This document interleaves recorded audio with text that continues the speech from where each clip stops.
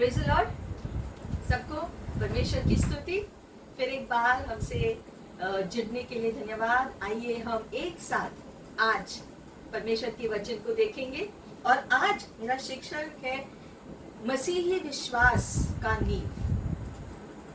मसीही लोगों का जो विश्वास है उसकी नींव कैसी है। मसीही लोगों के जीवन का नींव असल में क्या है। और यही प्रश्न हम खुद से करेंगे आज। हम खुद के जीवन को जांचेंगे ये देखने के लिए कि असल में हमारे जीवन का नींव कौन है या क्या है। वचन के अनुसार 1 कुरिन्थियों 3 अध्याय और 11वां वचन कहता है कि और दूसरा कोई भी नींव नहीं डाला जा सकता है बिजाय यीशु मसीह के नींव के, जो ऑलरेडी डाला गया है। उद्धार पाने के लिए एक ही नींव है और वो है यीशु मसीह। ये किस प्रकार से है, किस प्रकार से होता है, ये हम आज थोड़ा सा ध्यान देंगे। ताकि सबसे पहले जो है हम आज हमारे नींव पर जो है श्रृंखला शुरू कर रहे। और इसीलिए सबसे पहले जांचेंगे कि हमारा खुद का जीवन, मसीही जीवन का नींव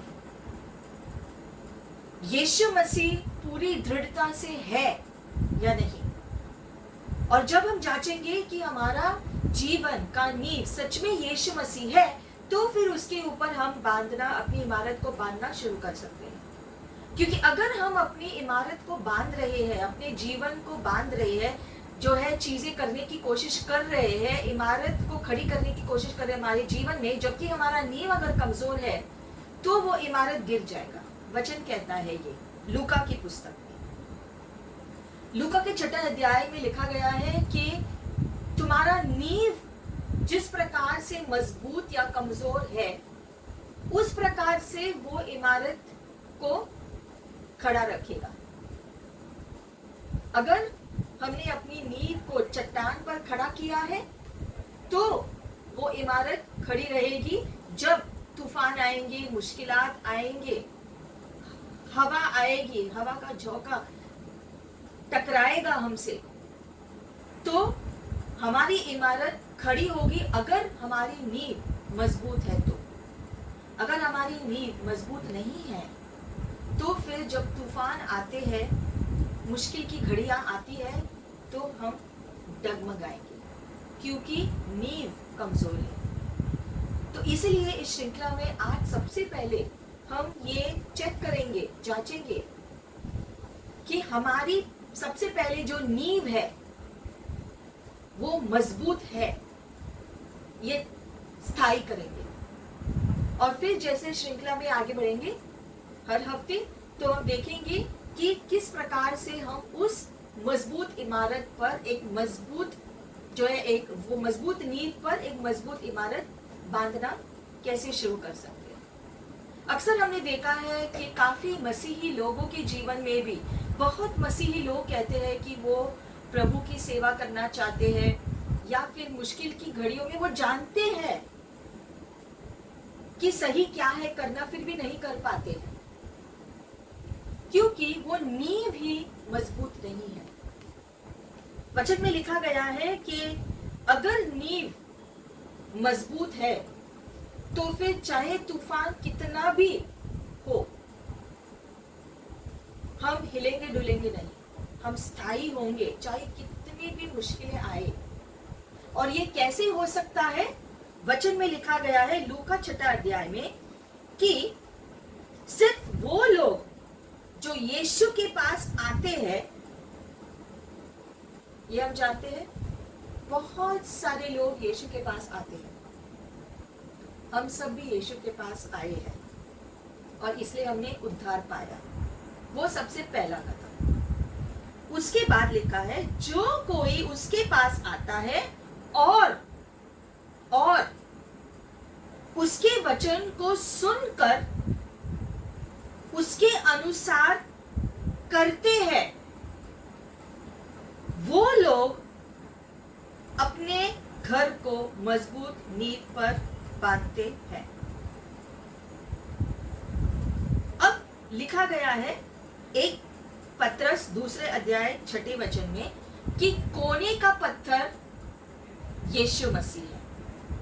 अब कोने का पत्थर आज के दिनों में, इस युग में उतना इस्तेमाल नहीं किया जाता है, क्योंकि सीधे वो गहरे नींव को ही बांधते हैं। लेकिन पहले जो है, कुछ साल पहले जो है, कोने का पत्थर वो पहले डालते थे और उसके बाद वो जो है वो नींव को जो बांधने शुरू करते थे, और नींव को बांधने के बाद फिर इमारत आती थी।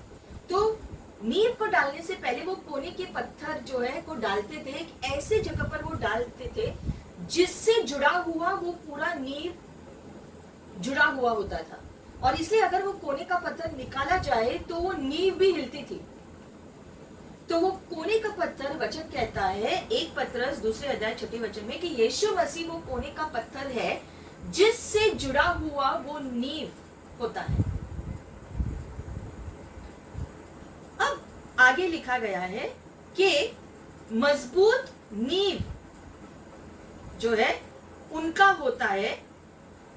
हालांकि 1 कुरिन्थियों 3 अध्याय 11वां वचन कहता है कि मसीह जीवन का विश्वास का नींव यीशु मसीह है, और सिर्फ वो जो सुनते हैं वचन को और उसके अनुसार जीते हैं, उनका घर एक मजबूत इमारत पर बांधा जाता है,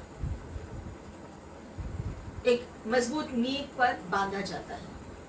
यानी कि अगर हम वचन को सुनकर उसको अपने जीवन में पालन नहीं करते हैं तो हमारी नींव कमजोर होती है। हम अपने घर को जो है रेत पर खड़ा कर रहे हैं, चट्टान पर नहीं।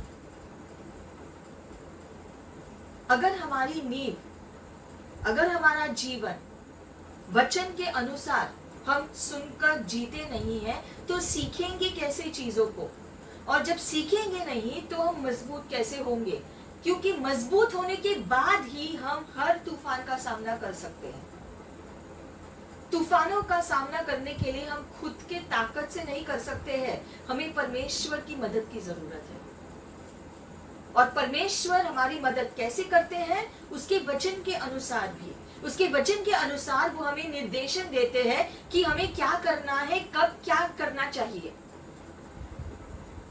और इसलिए बिना हमारे दिमाग में चीजें सोचने के बजाय कि एक वचन को पूरी रीति से क्यों नहीं निभा सकते हैं, वो नहीं करना है। जो वचन कहता है हमें वो करना जरूरी है। जैसे कि एक क्षेत्र जिसमें बहुत लोग संघर्ष करते हैं, वो है दूसरों को माफ करना। एक वचन कहता है कि संघर्ष और सताव हर एक को झेलना है। ये मसीही लोगों के बारे में कहता है कि संघर्ष और सताव हर व्यक्ति को सामना करना ही है परमेश्वर के राज्य में आने से पहले। क्या मतलब है इसका? कि संघर्ष, परीक्षाएं, ये सभी चीजें आनी ही है, लेकिन हमारी नींव के हिसाब से हम अपना रिस्पॉन्स देंगे। और जिस रीति से हम अपना रिस्पॉन्स देते हैं ये तय करेगा कि हम राज्य में प्रवेश करते हैं या नहीं।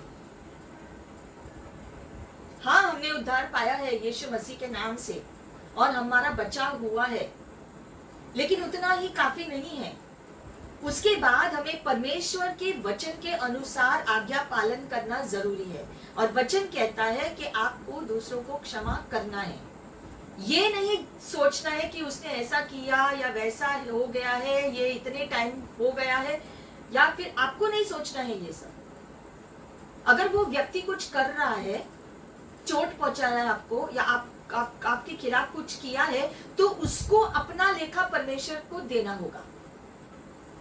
आपकी शांति के लिए आप उसको माफ करो, क्योंकि अगर आप माफ नहीं करोगे तो खुद आपके पाप माफ नहीं होंगे, ये वचन कहता है। तो आपकी नींव को आप क्यों कमजोर बना रहे हो? किसी और की गलती की वजह से। हमें यहां पर समझना है, अगर कोई कुछ गलत कर रहा है आपके साथ, ओके, तो उसकी गलती की वजह से हम उसको माफ नहीं करते, जिसकी वजह से हमारे पाप माफ नहीं होते हैं, तो हमारे पाप हम माफी न पाए इसका रास्ता क्यों खोलते हैं? उसकी गलती की वजह से। और इसीलिए सबको माफ करो वचन कहता है। प्रभु जानते हैं अगर वो हमें कुछ कह रहे हैं करने के लिए, तो वो क्यों कह रहे हैं। क्या वो सर्वज्ञानी नहीं है, सर्वबुद्धिमान नहीं है? वो सारे अंत को जानता है पहले से ही।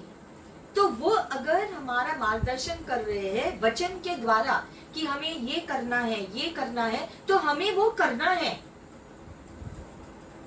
हमें अपनी सोच नहीं लगानी है उस चीज को न्याय करने के लिए कि मैं जो सोच रहा हूं वो सही है। नहीं, जो वचन कह रहा है वो सही है। और इसीलिए वचन कहता है कि जो यीशु के पास आता है, उसके वचन को सुनता है और उसके अनुसार करता है, वचन का हर शब्द का पालन जो करते हैं, वो लोग एक मजबूत इमारत पर अपना घर बनाते हैं। अगर आप इतना संघर्ष कर रहे हो, इसलिए जो वचन कहता है कि लोग कहेंगे मुझे उस दिन, प्रभु प्रभु मैंने ये किया वो किया, मैं कहूंगा कि मैं तुम्हें नहीं जानता।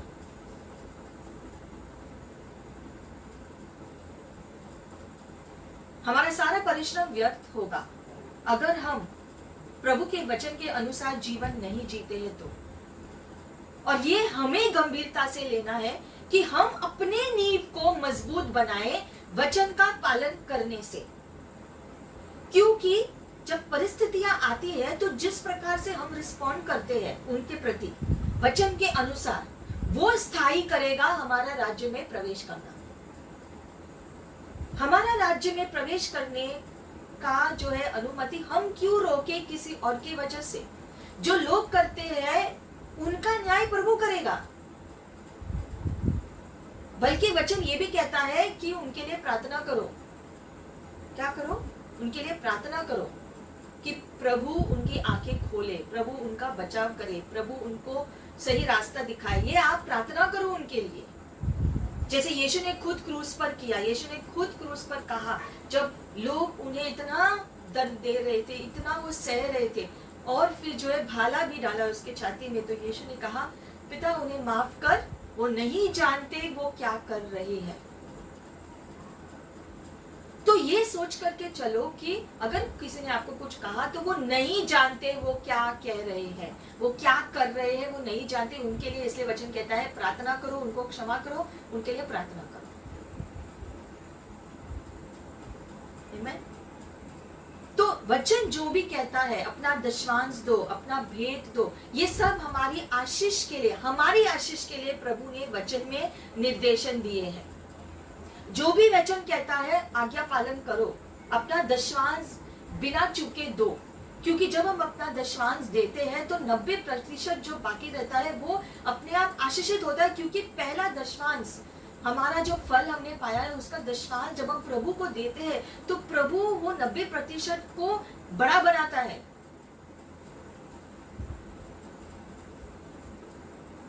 ये प्रभु का वादा है वचन में। प्रभु वो दशवांश इसलिए नहीं ले रहे क्योंकि प्रभु को जरूरत है, वो ले रहे हैं ताकि हम उसको दे, ताकि हमारे पास जो बचा है, वो 90% जो बचा है वो आशीषित कर सके। इसीलिए हम भेंट देते हैं, जो बीज को बोते हैं। साल के शुरू में जो बीज बोते हैं, पूरे साल के लिए आशीष, प्रभु हम बीज बो रहे हैं प्रभु, ताकि ये बीज से फल आए पिता परमेश्वर पूरे साल में। उसी प्रकार से जब हम दशवांश देते हैं वो एक बीज की तरह होता है, ताकि वो फल, वो बीज का फल पूरे महीने में हो। हम अलग अलग चीजों के लिए अपना बीज देते हैं, अच्छी नौकरी के लिए, अच्छी जो पत्नी के लिए, अच्छे जो पति को पाने के लिए, या जो शादी के टाइम पर हम जो बीज बोते हैं अपने विवाहिक जीवन आशीषित होने के लिए, या फिर जो है किसी भी चीज के लिए हम जो बीज बोते हैं, किसी की कुछ चीज की जरूरत है तो उसके लिए हम बीज डालते हैं। प्रभु आप इस बीज को आशीषित करो, अपनी इच्छा से प्रभु बहुत फल लेकर आए इस क्षेत्र में प्रभु। तो वचन जो भी कहता है आप उसका पालन करो। ऐसा करने से हमारा नींव मजबूत होगा। वचन कहता है प्रार्थना करो, तो हमें प्रार्थना करनी है। हमेशा आनंदित रहो, वचन कहता है, तो हमें हमेशा आनंदित रहना है। जो वचन कहता है उसे करने से हमारी नींव मजबूत होगी। और फिर हम जो करते हैं वो खड़ा ही रहेगा, गिरेगा नहीं, वो व्यर्थ नहीं होगा, बल्कि उसका इनाम हमें मिलेगा। तो क्या आप चाहते हो कि आप जीवन भर जो भी परिश्रम करते हो वो आशीषित हो कि नहीं? ये हम पर निर्भर होगा कि हम अपनी इमारत को कैसे बनाते हैं, मजबूत बनाते हैं कि नहीं। क्योंकि अगर हमारी नींव मजबूत हम रखेंगे वचन पर, तो हम जो भी करेंगे हमारी जीवन की इमारत को बांधने के लिए उसका इनाम हमें मिलेगा। नहीं तो जो भी जीवन भर परिश्रम करेंगे वो व्यर्थ होगा। इसलिए आज हम जांचेंगे कि हमारी नींव यीशु मसीह पर दृढ़ है या नहीं।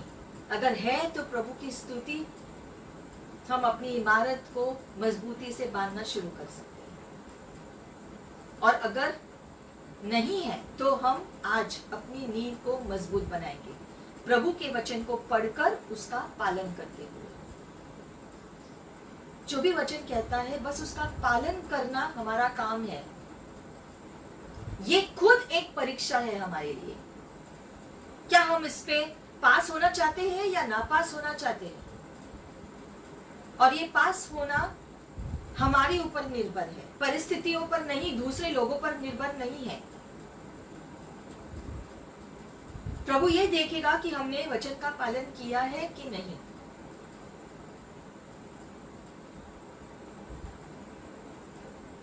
तो बहुत सारे मसीही लोग संघर्ष करते हैं अपने जीवन के जब जो सताव का समय आता है, क्योंकि उनका सिद्धांत का नींव जो वचन पर टिका हुआ है वो मजबूत नहीं होता। और इसलिए जब मुश्किलात आती है तो वो डगमगा जाते हैं। और ये स्वाभाविक है, सब लोग जानते हैं कि अगर एक नींव को डाला गया है तो वो नींव के ऊपर निर्भर है कि वो नींव के ऊपर वो इमारत कितनी बड़ी होगी, कितनी ऊंची होगी, या कितना बड़ा होगा, कितना भारी होगा। ये नींव पर डिपेंड होता है, नींव तय करता है। और इसीलिए आपकी नींव तय करेगा कि आप अपने इमारत को कितना बांध पाओगे, कितनी मजबूती से बांध पाओगे, आपके नींव पर निर्भर होगा। अगर आपका नींव मजबूत है तो बड़ी इमारत बांध सकते हैं, लेकिन अगर आपकी नींव कमजोर है तो छोटी सी इमारत ही बनेगी, नैसर्गिक रीति से।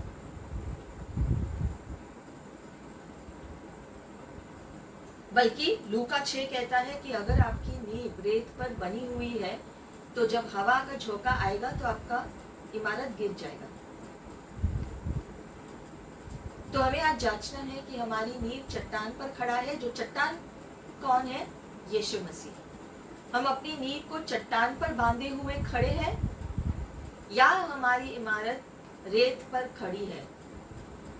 और इसीलिए रेत पर खड़े होने की वजह से जब भी मुश्किलात आते हैं, तूफान आते हैं, जो आते ही है हर एक के जीवन में, हम उस समय डगमगाते हैं, हमारा विश्वास हिलता है, या हम गिर जाते हैं, क्या होता है? ये इस पर निर्भर है कि हमारी नींव वचन में कितना मजबूत है। वचन के अनुसार जीने से हमारी नींव मजबूत होती है। जो यीशु मसीह में हमारा नींव है वो मजबूत होता है। तो ये चट्टान जिसके ऊपर हमें अपनी नींव बांधनी है, ये चट्टान कौन है? यीशु मसीह है। मत्ती 16वां अध्याय 18वें वचन में यीशु ने एक वाक्य कहा। बहुत लोग इस वाक्य को थोड़ा हटके अलग इसका मतलब निकालते हैं, लेकिन आज इसका स्पष्टीकरण करेंगे। यीशु ने मत्ती 16:18 में कहा कि पतरस, तू वो पत्थर है, तू वो पत्थर है और मैं इस चट्टान पर अपनी कलीसिया बांधूंगा। अब ये पत्थर जो यीशु कह रहे हैं, पतरस के बारे में कह रहे हैं कि वो छोटा पत्थर है, जिसका यूनानी शब्द जो है वो है पेट्रोस। पेट्रोस शब्द पतरस को इस्तेमाल किया गया है, यानी कि छोटा सा पत्थर। पेट्रोस का मतलब है कि छोटा सा पत्थर। तो यीशु अंगीकार कर रहे हैं कि पतरस तू छोटा सा पत्थर है, लेकिन मैं अपनी इमारत को इस चट्टान पर, बड़े चट्टान पर, जिसका यूनानी शब्द है पेट्रा। दोनों एक समान में सुनाई देता है, लेकिन असल में दोनों अलग है, बहुत अलग है। पेट्रोस का मतलब है छोटा सा पत्थर और बड़ी चट्टान का मतलब है पेट्रा, यूनानी शब्द, यानी कि बड़ी चट्टान। तो छोटा सा पत्थर और बड़ी चट्टान में कितना फर्क है? बहुत फर्क है। तो यीशु कह रहे हैं पतरस तू छोटा पत्थर है, मैं अपनी कलीसिया बड़े चट्टान के ऊपर बांधूंगा। और वो कौन है? वो चट्टान यीशु मसीह है। और इसलिए यीशु मसीह कह रहे हैं कि मैं अपनी कलीसिया को चट्टान पर बांधूंगा। जो यीशु मसीह खुद अपने ही कलीसिया को बांध रहे हैं खुद से। लेकिन यीशु मसीह अपनी कलीसिया को खुद ही नहीं बांधते, वो खुद बांधते हैं, लेकिन वो निर्देशन देते हैं हमको। पतरस को उसमें शामिल कर रहे हैं कि कलीसिया को बांधने की प्रक्रिया में मैं पतरस को जोड़ रहा हूं। और जैसे यीशु ने पतरस का नाम शामिल किया उस वाक्य में, ये कहने की कोशिश प्रभु यीशु कह रहे हैं कि तुम छोटे पत्थर हो, लेकिन मैं अपनी इमारत को बड़े चट्टान पर बांधूंगा। लेकिन तुम्हारा योगदान भी होगा उसमें, मैं तुम्हारा निर्देशन करूंगा कि कैसे तुम इस कलीसिया को बांधने में कार्य कर सकते हो। एक व्यक्ति चाहिए। यीशु ढूंढ रहे हैं, वचन कहता है कि प्रभु ढूंढ रहा है परिश्रम करने वाले मजदूरों को, जो उसके राज्य में परिश्रम करने की इच्छा रखते हैं। और पतरस इच्छा रखता था कार्य करने के लिए, लेकिन फिर भी वो एक छोटा सा पत्थर है। पूरी कलीसिया जो है, बहुत कुछ लोग जो है ये मानते हैं कि पतरस, यीशु कह रहे थे कि पतरस पर परमेश्वर अपनी कलीसिया बांधेंगे। नहीं, पतरस पर नहीं, क्योंकि पतरस कमजोर था और उस समय तो उसने बहुत सारी गलतियां की थी, बहुत सारी गड़बड़ियां की। उसे यीशु को नकारा, बहुत सारी गलत चीजें की, उसने शक किया।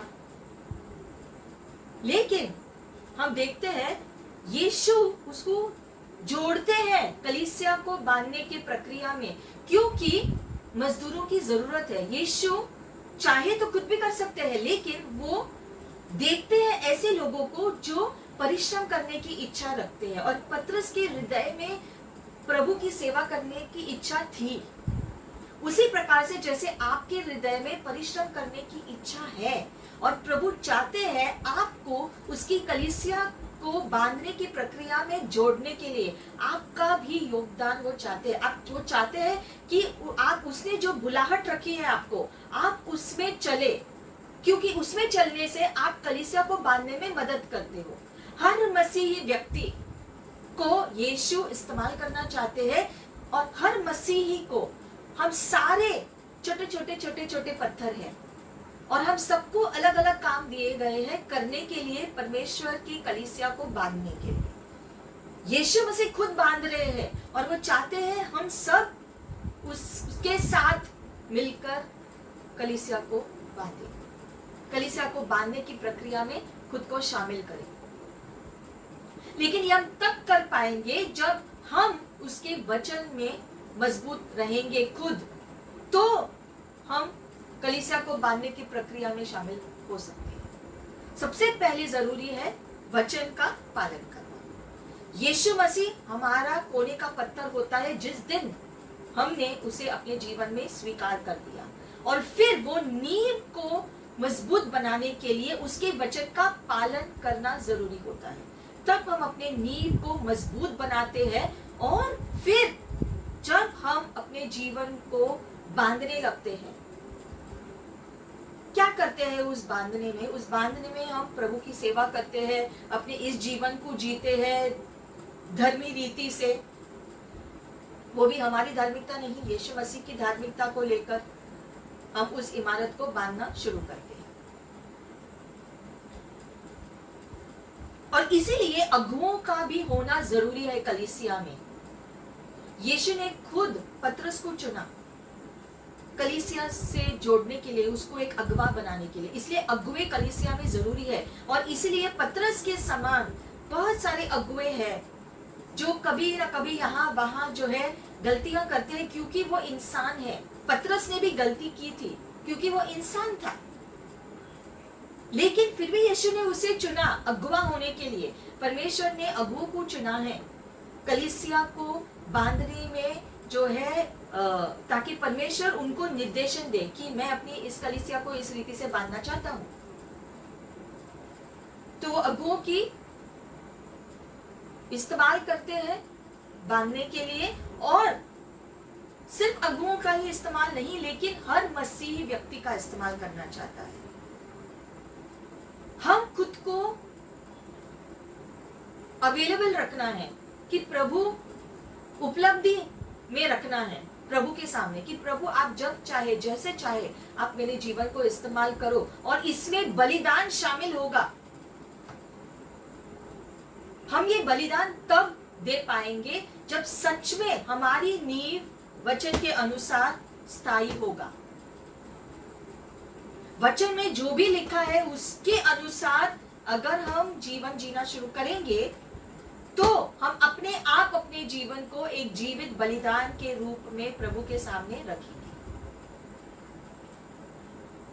और तब हम अपनी इमारत को जल्दी से बांध पाएंगे।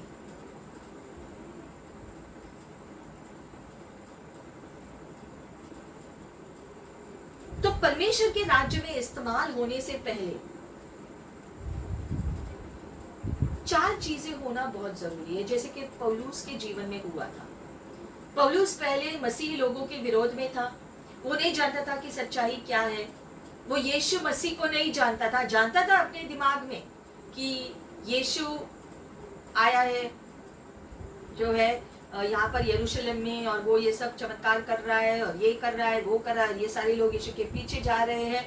वो नहीं समझ पा रहा था कि यीशु मसीह मसीह है, और यीशु मसीह वो मसीहा है जो जिसका भविष्यवाणी दिया था वचनों में। वो उसे नहीं समझा। हालांकि उसने जो है जो वचन का अध्ययन भी किया, लेकिन उसकी आंखें बंद थी, उसकी आत्मिक आंखें बंद थी। वो नहीं समझा उसने कि यीशु मसीह ही मसीहा है। और जो भी विश्वास करते थे कि यीशु मसीह मसीहा है, वो उनको मार डालने में लगा था। हालांकि वो हृदय से वो सोच रहा था कि वो धर्मी है, वो जो कर रहा है वो सही है, लेकिन वो गलत था। और ये उसे पता चला दमिश्क के रास्ते पर, जब वो जा रहा था दमिश्क की ओर, ताकि वहां पर भी जो भी यीशु पे विश्वास करते हैं उनको वो ले आए यरूशलेम में मारने के लिए, जो मार डालने के लिए। तो रास्ते पर यीशु ने अपना प्रकटीकरण उसको दिया। और तब जब पौलुस ने खुद अपनी आंखों से, अपने कानों से यीशु को देखा और सुना, उसने प्रभु को देखा, तब उसका जीवन पूरी रीति से बदला। और ये बदलाव किस प्रकार से होता है हम देखेंगे। सबसे पहले यीशु मसीह ने पौलुस को उस समय उसका नाम शाऊल था, पौलुस नहीं। पौलुस बाद में उसके जो बदलने के बाद उसका नाम पौलुस हो गया, पहले वो उसका नाम शाऊल था। तो जब शाऊल था वो और वो दमिश्क में जा रहा था, तब यीशु ने पुकार कर कहा, शाऊल शाऊल तुम मुझे क्यों सता रहे हो, क्यों मुझे सताव, क्यों मेरे शिष्यों को सता रहे हो, क्यों मुझे सता रहे हो। और तब पौलुस शाऊल को एहसास हुआ ये परमेश्वर है। एक यीशु ने प्रकटीकरण दिया उसको, उसने परमेश्वर की महिमा का प्रकाश देखा और तब उसने विश्वास किया कि यीशु तू जिंदा है, तू प्रभु है। सबसे पहले यीशु ने उसे अपने जीवन में झांकने को कहा, उसको प्रश्न किया कि शाऊल तू क्यों मुझे सता रहा है। तो सबसे पहले हमारे जीवन को हमें झांक कर देखना है कि कहां पर क्या गड़बड़ी है। सबसे पहले प्रभु हमारा आमना सामना करना चाहता है। वो चाहते हैं कि हम उनके सामने आए, अपने गलतियों को सुधारे। अभी समय है, वचन कहता है, मुड़ो और जियो। गलत रास्ते पर चले जाने में कौन सी बुद्धिमानी है, मूर्खता है। अगर हम गलत रास्ते पर चल रहे हैं, हम जानते हैं कि ये चीज जो हम कर रहे हैं गलत है, तो आज अभी हम निर्णय ले कि वो बंद करेंगे हमारे जीवन में। आगे से हम ऐसा नहीं करेंगे और जो हमें करना है आगे से हम करना शुरू करेंगे।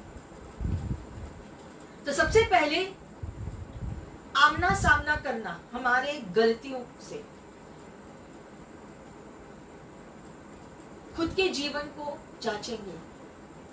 प्रभु चाहते हैं हमारा आमना सामना करने, वो चाहते हैं कि वो सारी चीजें जो गलत है उसका हम सामना करें, उसका एहसास हो और हम पश्चाताप करें। जब एहसास होगा कि हाँ हम गलत कर रहे हैं, तब हम पश्चाताप कर सकते हैं। जिनको एहसास ही नहीं होता कि वो गलत कर रहे हैं, वो पश्चाताप नहीं करते, क्योंकि वो सोचते ही नहीं कि वो गलत कर रहे हैं। कितने टाइम तक हम वो झाड़ के पीछे छुपकर बैठेंगे, आदम हवा ने जैसे किया उस प्रकार से। कितने समय तक हम बैठ सकते हैं छुपे हुए। परमेश्वर के सामने आकर अंगीकार करो कि मैंने गलती की है प्रभु, ये मेरी कमजोरी है प्रभु, मेरी सहायता करो, मुझे क्षमा करो प्रभु, मैंने गलती की, मैंने पाप किया है, मुझे क्षमा करो प्रभु, मैं अब से सही रास्ते पर चलना चाहता हूँ। ये निर्णय आपको करना है। और अगर आपने अभी निर्णय लिया तो शाऊल की तरह आपका जीवन बदलकर पौलुस हो जाएगा। आज अगर आपका जीवन शाऊल जैसा है, यानी कि अंधकार में चल रहे हैं, आप अपनी कमजोरियों को के साथ जूझ कर चल रहे हैं, तो समय है कि आज हम रुके, आमना सामना करें, हमारे गलतियों का आमना सामना करें। जो भी हम गलत कर रहे हैं, गलत सोच रहे हैं, हम प्रभु के सामने आए, प्रभु के सामने आकर अंगीकार करें, अपनी गलतियों को माने कि हमने गलती की है। प्रभु आप मुझे दिखाओ और कौन कौन सी जगह है जहां पर मुझे सुधारने की जरूरत है। प्रभु मेरी सहायता करो। अपने जीवन का सामना करो प्रभु की उपस्थिति में। आप खुद बैठकर प्रभु को पूछो, प्रभु आप दिखाओ मुझे कौन कौन सी वो चीजें हैं जो मुझे बदलना है। आप अगर सच्चे हृदय से ये प्रार्थना करेंगे तो प्रभु आपके जीवन को बदलेगा। आमना सामना, गलतियों का आमना सामना करने के बाद जब आप पश्चाताप करते हैं तो फिर उसी समय आपको अनुभव होगा यीशु मसीह के उपस्थिति का, उसका प्रकटीकरण आपको मिलेगा। जब यीशु ने कहा शाऊल शाऊल तू क्यों मुझे सता रहा है, तब शाऊल ने कहा आप कौन हैं प्रभु। उसने अंगीकार किया वो प्रभु है, ये तो प्रभु ही हो सकता है। आप कौन है प्रभु। वो जानता था पुरानी नियम में परमेश्वर के दासों के साथ परमेश्वर ने बात की थी। अब उसने प्रभु का प्रकाश देखा और उसने कहा, क्योंकि वो आवाज ने कहा कि आप मुझे क्यों सता रहे हो। तब शाऊल ने कहा आप कौन है प्रभु। और फिर यीशु ने कहा कि मैं यीशु मसीह हूं। वो प्रकटीकरण उसे मिला। हमारे जीवन में भी वो प्रकटीकरण पाना बहुत जरूरी है। आपके जीवन में अगर वो प्रकटीकरण नहीं आया है तो आप प्रार्थना करो, प्रभु मुझे आपका प्रकटीकरण चाहिए।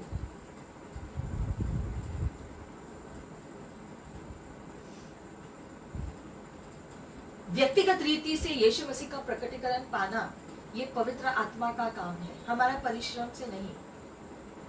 तो फिर कैसे होगा। सच्चे हृदय से उसे पुकारो और वो उत्तर देगा। वचन कहता है ये, आप मुझे सच्चे हृदय से पुकारो और मैं तुम्हें उत्तर दूंगा। और जब वो प्रकटीकरण, वो व्यक्तिगत प्रकटीकरण जो सिर्फ आपके और परमेश्वर के बीच होगा, वो जब प्रकटीकरण आपको मिलेगा वो आपके सोच को बदलेगा, आपके हृदय को बदलेगा, आपके जीवन को ही बदल देगा। क्योंकि वो प्रकटीकरण किसी मनुष्य से नहीं आता है लेकिन परमेश्वर की ओर से आता है। मत्ती 16वां अध्याय 17वां वचन में पतरस ने यीशु से कहा कि आप परमेश्वर के पुत्र हो, जीवित परमेश्वर के पुत्र हो, आप मसीहा हो। तब यीशु ने जवाब दिया कि मांस और लहू ने तुम्हें ये प्रकटीकरण नहीं दिया लेकिन मेरे पिता ने दी है। मतलब क्या। बहुत लोग दुनिया में जानते हैं यीशु मसीह के बारे में, शायद कुछ लोगों ने उनको बताया है या कुछ लोगों ने आपको बताया है यीशु मसीह के बारे में। आप यीशु के मसीह के बारे में आपने सब कुछ सुना है, शायद आपने वचन को पढ़कर आपने यीशु मसीह के बारे में जाना है, लेकिन उतना ही काफी नहीं है। आपको प्रकटीकरण पाना जरूरी है।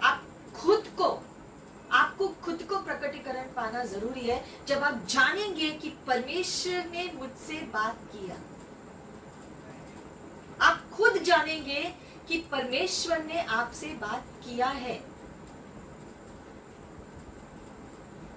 वो है व्यक्तिगत प्रकटीकरण। और उसकी हमें जरूरत है क्योंकि वो हमारे जीवन को बदलता है, वो प्रकटीकरण हमारे जीवन को बदलता है।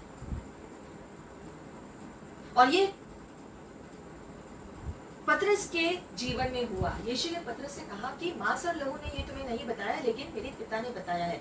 पवित्र आत्मा का काम है आपको प्रकटीकरण देना, लेकिन क्या आप तैयार है पाने के लिए? आप चाहते हैं अपना जीवन बदलने के लिए? तो आप सच्चे हृदय से उसे पुकारो और वो आएगा और आपको प्रकटीकरण देगा जरूर। तीसरी बात, हमने जो प्रकटीकरण को पाया है उसे सिर्फ सुनना या अंदर ही रखना काफी नहीं है, फिर उसका अंगीकार करना कि हाँ मैंने प्रकटीकरण पाया। प्रकटीकरण पाने के बाद शाऊल चुप नहीं बैठा। परमेश्वर ने, यीशु मसीह ने शाऊल को कहा अब तुम जाओ दमिश्क और वहां पर मैं किसी को आपके पास भेज दूंगा। शाऊल जो है उस महिमा के ज्योति को देखने के बाद अंधा हो गया, तुरंत अंधा हो गया, क्योंकि वो ज्योति इतनी थी जो उसने खुद देखा।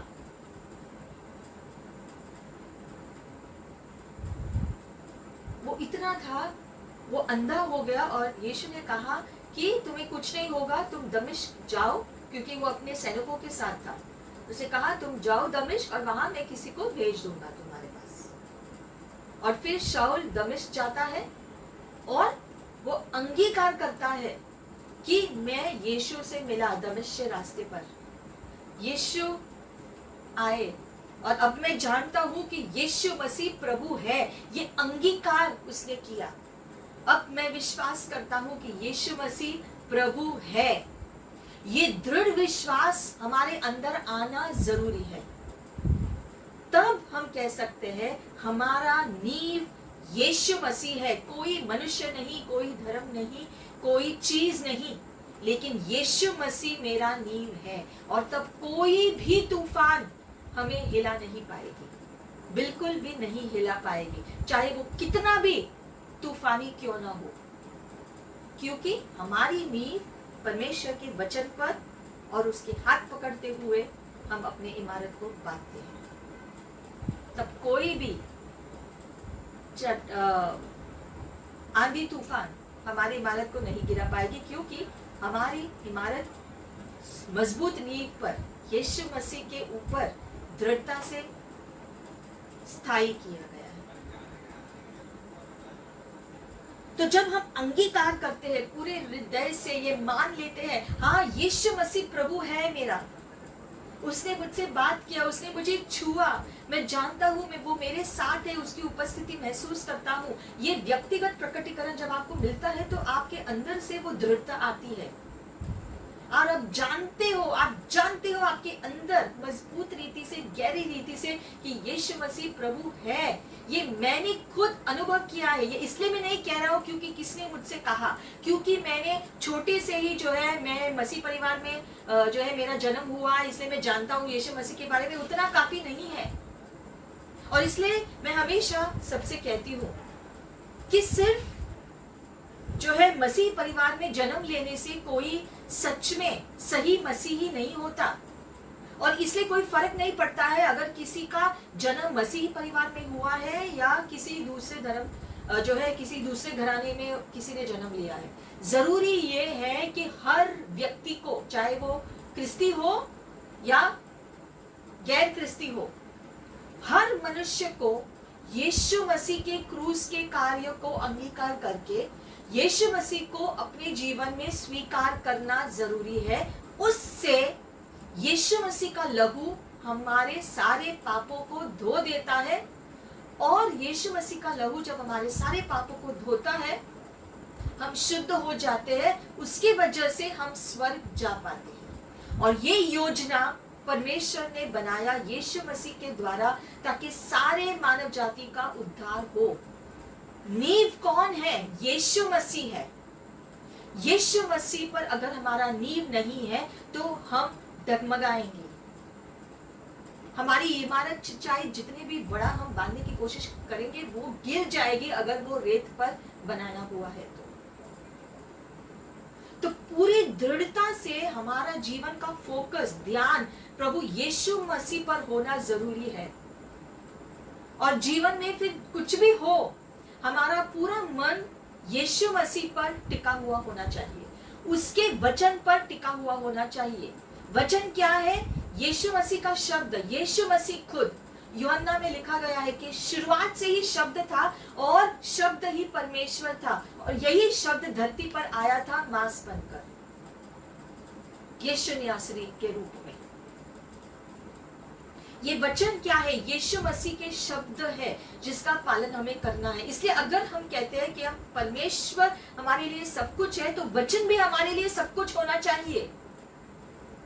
अगर हम कहते हैं कि वो हमारे लिए सब कुछ है लेकिन उसका वचन हमारे लिए सब कुछ नहीं है, तो हम ये जो अलग अलग बातें कर रहे हैं।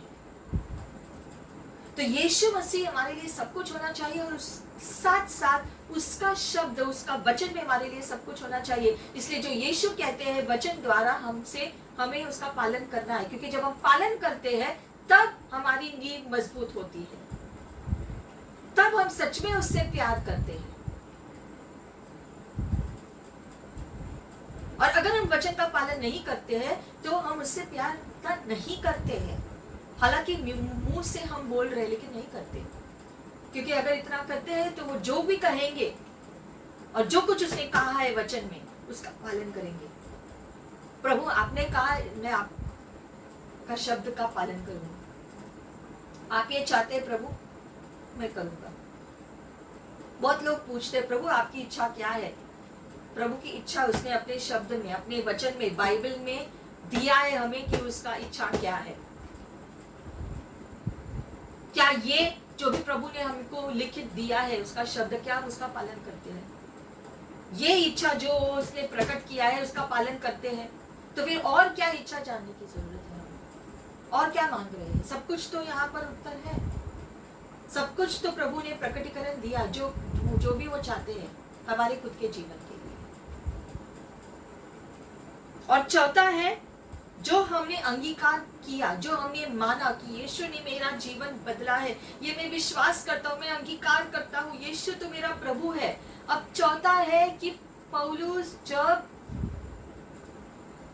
अंगीकार किया कि मैं यीशु से मिला, अब वो मेरा प्रभु है, उसने सिर्फ खुद के लिए ही अंगीकार नहीं किया, वो आगे गया और फिर उसकी घोषणा लोगों के सामने किया, अपनी गवाही दी। वो चौथा पॉइंट है और वो भी हमें अपने जीवन में करना है। जो हमने अंगीकार किया, हमने जान लिया कि यीशु मसीह प्रभु है, हमें सबको बताना है ताकि उनका भी उद्धार हो सके, उनका भी पाप क्षमा हो सके, वो उनका भी सारे पाप यीशु मसीह के लहू से शुद्ध होकर वो भी स्वर्ग के रास्ते पर चले।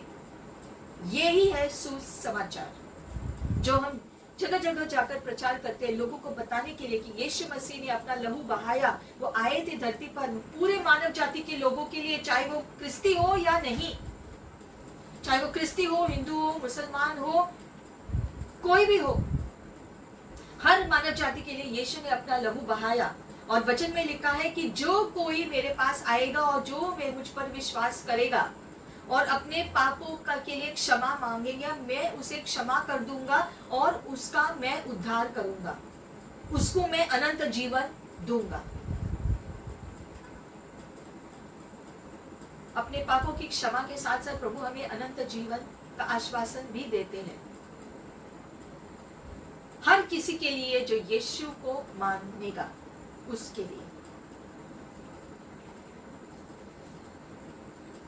और पवित्र आत्मा हमारी मदद करता है। पवित्र आत्मा यानी कि यीशु की आत्मा जो हमारे अंदर निवास करता है। जब हम यीशु को अपने जीवन में स्वीकार करते हैं तो पवित्र आत्मा हमारे अंदर निवास करने आता है और तब हम पवित्र आत्मा के मंदिर हो जाते हैं। हमारा शरीर पवित्र आत्मा का मंदिर होता है, जिसकी वजह से हमें अपने शरीर का भी ध्यान रखना जरूरी है, क्योंकि पवित्र आत्मा हमारे अंदर निवास करते हैं और वो हमारा इस्तेमाल करना चाहते हैं लोगों और ज्यादा लोगों को बचाने के लिए। इसलिए हमें अपने शरीर का भी ध्यान रखना है ताकि शरीर का इस्तेमाल हो परमेश्वर के राज्य की बढ़त करने के लिए।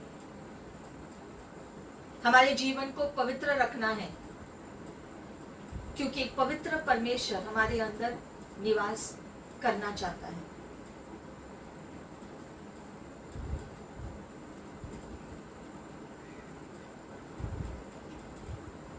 और इसलिए सबसे जरूरी यह है कि हम यीशु मसीह को हमारे जीवन में प्रभु बनाए रखें। और वो प्रभु तब होगा, प्रभु यानी कि मालिक, मालिक जो भी कहता है हमें वो करना है।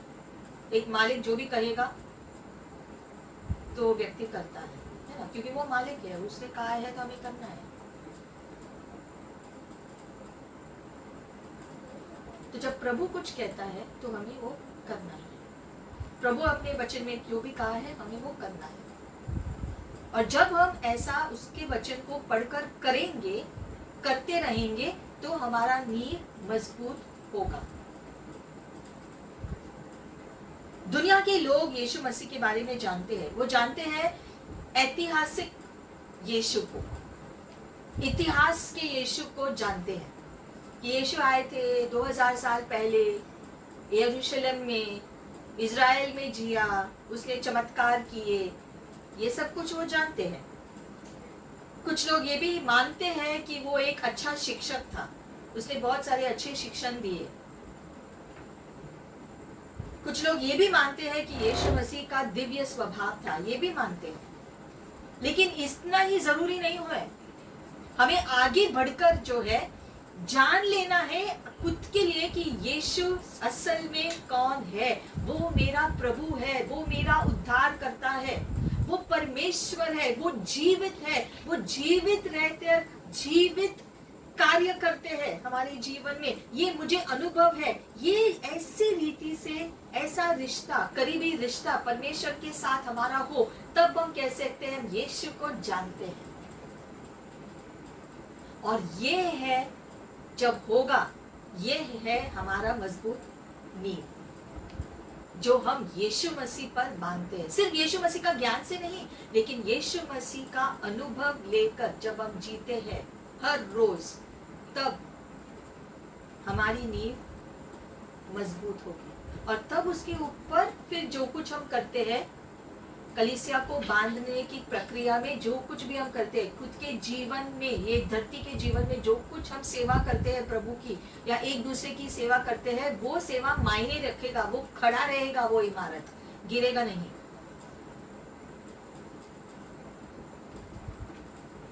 और इसीलिए आज हम जांचेंगे खुद के जीवन को कि क्या हमारा विश्वास जो यीशु मसीह में है, इसीलिए है क्योंकि किसी ने हमें सिखाया, या छोटे से हमने ये जाना है, या हमने खुद अनुभव किया है।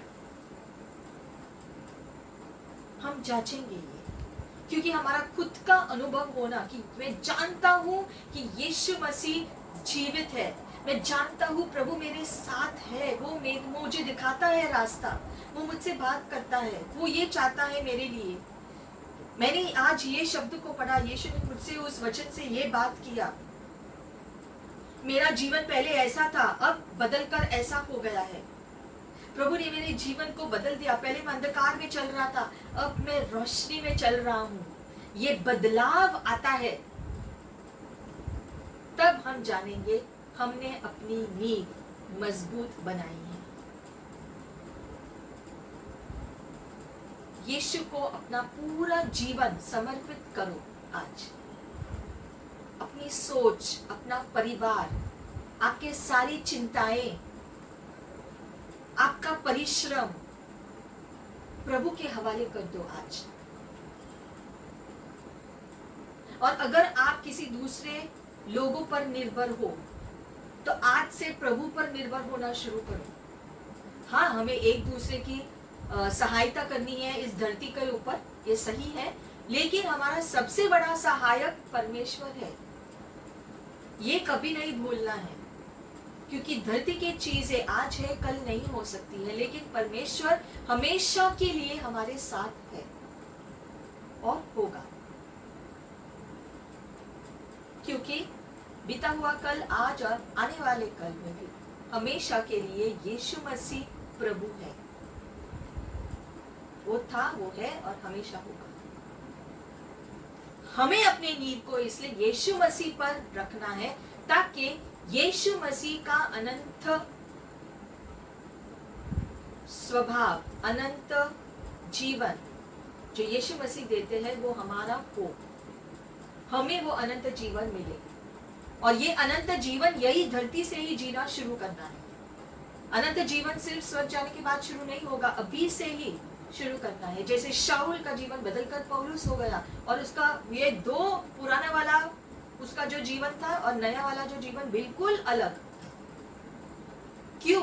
क्योंकि उसने अपनी नींव यीशु मसीह पर लगाया, यीशु मसीह के वचन के अनुसार वो चले, यीशु को लेकर के वो चले।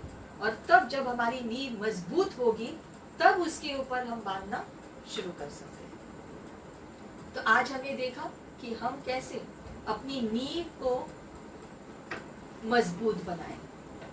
अगली बार हम सीखेंगे कि कैसे उस मजबूत नींव पर हम बांधना शुरू कर सकते हैं। हालेलुया। आज के लिए इतना ही। प्रभु के वचन पर ध्यान दें आज, और अपने जीवन को हम सब जांचेंगे, और इस हफ्ते के दौरान अपनी नींव को मजबूत बनाएंगे और अगले हफ्ते हम फिर से मिलेंगे। Hallelujah, shalom.